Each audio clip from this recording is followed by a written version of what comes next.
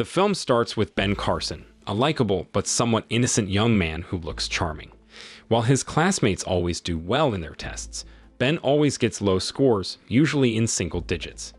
His classmates laugh at him for not doing well in school. Ben feels like he's not good at anything and tells his mom. But his mom always supports him and tells him he can be great. In the classroom, Ben gets another low score, a disappointing 0. His classmates joke that he got none, but the teacher hears it wrong and thinks it's a 9, which makes Ben feel a little better. Even though others get high scores, the teacher seems happy with Ben's small improvement. But when the real score is revealed, everyone laughs at him. Sadly, this teasing doesn't stop. Everywhere he goes, people make fun of him for struggling in school. He becomes the center of attention, but not in a good way. As Ben faces a group of mean kids, frustration fills his face, a feeling anyone in his situation would understand. Anger builds up inside him until he hits one of the bullies hard with a lock, leaving the kid hurt and bleeding. The principal quickly calls Ben's mom and warns her about what happened.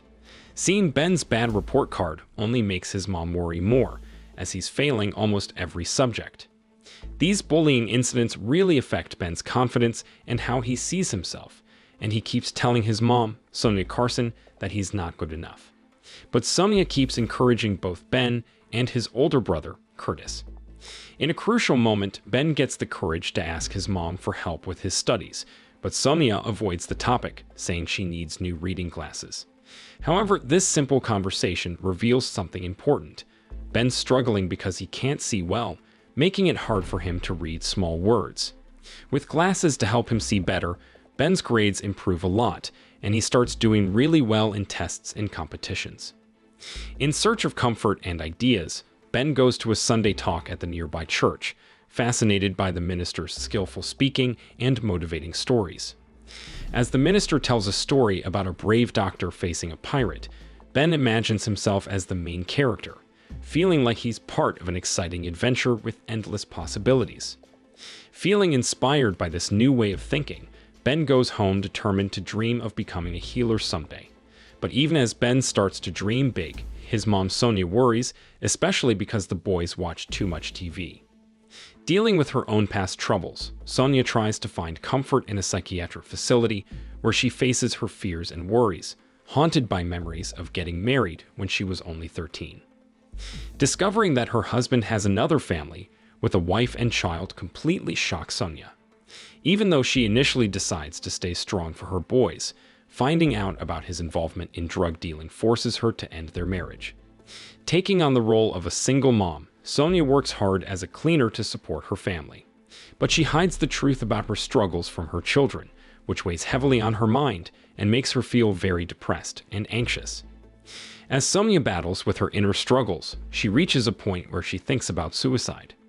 Eventually, she agrees to stay briefly in the hospital, as her doctor suggests, but she tells her sons she's going on a trip to Detroit instead. She leaves them with an older lady and asks them to focus on learning their times tables, even though they don't want to. Meanwhile, Ben's progress in school marks a big change in his journey, as shown by his impressive score of 24 out of 25 on a recent test. Overflowing with happiness, he hurries home to tell his brother about his success, only to find his mom back earlier than expected. Giving her a big hug, Ben excitedly tells her about his achievement, proudly showing her his improved grades. Sonia is thrilled and cheers on her son's progress, continuously supporting him on his path to success. Sonia gets a lucky break and gets a job cleaning at the home of a smart and kind person. She's amazed when she sees a huge room full of books, leaving her speechless. When she gets back home, she finds her boys watching TV, so she decides to take action. She sets up a new routine, making them go to the library regularly to read 2 books a week and write reports on them.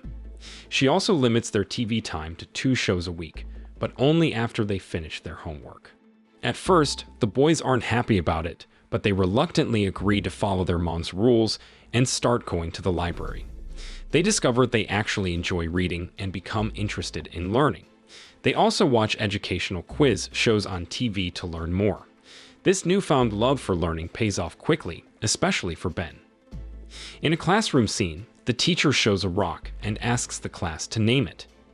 Everyone, except Ben, who is unsure at first, doesn't know what it is. With some hesitation, Ben correctly identifies the rock as obsidian and explains how it forms, surprising the teacher. Impressed by Ben's knowledge, the teacher asks him to stay after class for a chat and praises him for using his intelligence fully. This means a lot, especially because it comes from someone the class respects. As time goes on, Ben's academic skills become more and more obvious. He's really good at spelling and wins the class competition, even though the teacher seems secretly unhappy about it. But at the school's big award ceremony, the teacher shows signs of racism, which is a big setback. Despite this, the principal gives Ben the award for being the best student, and his mom and brother in the audience are really proud of him, showing how much they admire him. When Ben goes up to get his certificate, there's tension in the air as the racist teacher grabs the microphone. She says hurtful things, trying to embarrass the other students by talking about Ben's background as a black kid raised by a single mom. But she fails to see his talent beyond her own biased ideas. This makes a big impact on Ben's mom, and she decides to do something to make sure her son's talents are appreciated without any racism. Sonia decides to enroll Ben in a school where most of the students are black, hoping he'll find a supportive community that appreciates him no matter his skin color. But fitting in at his new school is hard for Ben. He gets bullied because his clothes aren't as fashionable as his classmates, which makes him feel even more insecure. However, he finds an unexpected friend in a classmate who dresses well and seems confident, which makes Ben feel even worse about himself. Wanting to be accepted, Ben asks his mom for money to buy nicer clothes. This leads to a big argument because his mom doesn't believe in spending a lot of money on clothes. She tries to teach him that what really matters is who you are on the inside, not how you look on the outside. Ben gets angry, and the argument gets out of hand until his brother steps in to stop it. As Ben starts hanging out with the wrong crowd, his new friend leads him into dangerous situations, like joining a gang and getting a knife.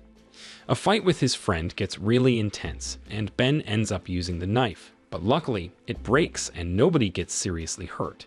Scared and feeling guilty, Ben runs away from school, worried about what might happen next. Leaving his bad friends behind turns out to be a good thing for Ben. He realizes how harmful his anger can be and decides to work on controlling it. Things start looking up when he gets a scholarship to Yale College, a prestigious school. He meets Candy, who becomes his supportive girlfriend, but he's still unsure about his studies and what the future holds for him. Finding it hard to adjust to the tough environment at Yale, Ben feels uneasy and doesn't get much comfort from his classes. But with Candy's constant support, he figures out how to study on his own, spending all his time learning intensively. Even though subjects like chemistry are really difficult for him, Ben doesn't give up. He works incredibly hard, even imagining his chemistry professor helping him understand the subject better. His efforts pay off when he does well on his exams, pushing him closer to his new dream of becoming a neurosurgeon.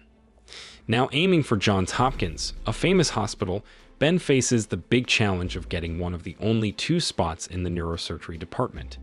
Despite the tough competition, he stays focused on his goal and doesn't consider any other options.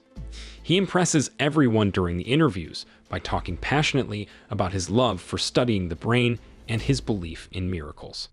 His strong belief impresses the person interviewing him, and he gets accepted to Johns Hopkins. There he continues to stand out because of his excellent work and his never-give-up attitude. Even though many people don't support him, Dr. Carson faces criticism from a senior doctor who questions his abilities and suggests there might be racism involved. The senior doctor tells him to strictly follow instructions, but Dr. Carson doesn't let this stop him. As a resident doctor, he faces a serious emergency where he needs to do surgery right away. Even though he doesn't have the proper license and could ruin his career, he decides to operate to save the patient's life. This is a risky move that could either make or break his dreams. He's nervous about what his senior will say, expecting to be criticized for his actions. But instead, he's surprised to receive praise and appreciation for bravely facing a tough situation. A young couple brings their daughter to the hospital because she's having seizures all the time when she's awake. Other doctors had given up on her, calling her half crazy. Dr. Carson suggests a risky solution, a hemispherectomy surgery that could stop the seizures but might also take away the child's ability to move and speak. Despite not having done this type of surgery before, Dr. Carson believes in the brain's ability to recover and decides to try to help the sick child. As the surgery gets closer, Dr. Carson feels anxious and turns to prayer for comfort as he feels the heavy responsibility on his shoulders. With nervous excitement, Dr. Carson starts the delicate surgery, being extremely careful and precise. As the surgery ends, everyone in the room feels tense, with the medical team getting more and more anxious with each passing moment. When the child is taken to the recovery room, everyone waits anxiously as the anesthesia wears off, hoping for a positive outcome.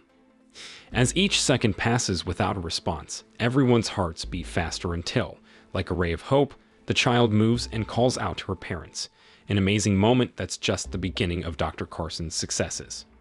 The news of the successful surgery spreads quickly, making headlines and earning praise. Dr. Carson says the human brain's incredible strength is what made the operation work so well, showing how future medical treatments can learn from it. While Dr. Carson gets praised at work, his personal life takes a terrible turn when he loses his unborn baby.